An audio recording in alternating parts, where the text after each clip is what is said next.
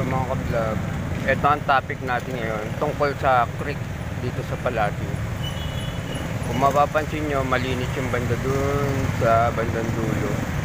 Pero banda dito sa Bukana, sa tabi nitong maliit na bridge, medyo marumi ang tubig. Kasi meron siyang pansala. Pakita ko sa inyo mga ka-vlog. Ayan.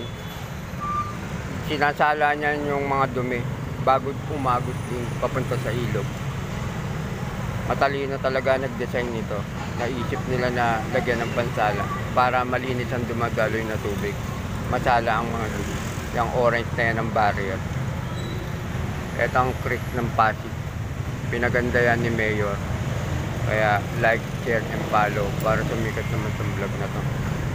Thank you mga ka-vlog. Masarap mag-relax at magpahinga rito pag tanghali dahil lilim.